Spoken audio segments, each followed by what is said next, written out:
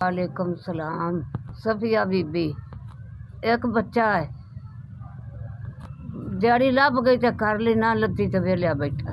फौत हो गया है, सिरू नंगियां, पुत्र बेवा ते अखां तो मुथाज होई बैठियां, ते गल को नहीं सुनदा माड़े दी।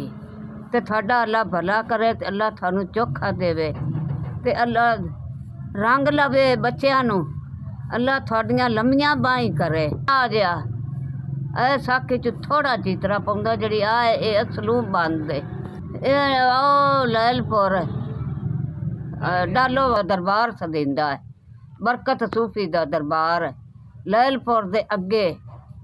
इमदाद करो, कोई नहीं मेरी इमदाद करदा पिया, आंढ गवांढ भी नहीं करदा पिया, पुत्तर भी नहीं कीती है, ते मैं माड़ी हाँ। थोड़ा भला आवे, थानू अल्लाह चोखा दे। बनन गईयां तो मैं टुरसा फिरसा, और मैं बेकार होकर तो बैठी हुई हाँ। कहाँ मेरा पारा चुकना, कोई चुकदा नहीं है। कम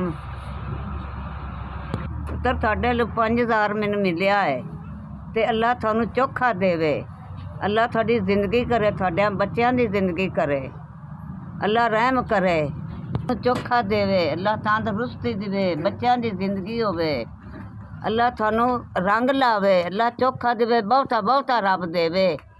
ते थोड़े लो मैनू 5000 रुपया आ गया है, तंदुरुस्ती थानू देवे, अल्लाह थोड़ियां जिंदगियां करे, लंबियां उम्रां होवे, माँ प्यो की इज्जत शर्म हया रखो, ताबेदार होवो माँ प्यो दे, बच्चों दे मुँह धोंदे ना थको, अल्लाह थानू थोड़ियां लम्मियां बाहीं करे, अल्लाह थोड़ी जिंदगी करे, तंदुरुस्ती रब दिवे। पैसे मेरे कोल हैं, ते ये पा के कोई कोलू पावां दी, ते थानू होर दुआवां देवां दी, अल्लाह थोड़ी जिंदगी करे, इलाज करा के ते थानू होर दुआवां देवां दी, थोड़े बच्चों दियां जिंदगियां होवन, तंदुरुस्ती होवे, अल्लाह थानू चोखा देवे।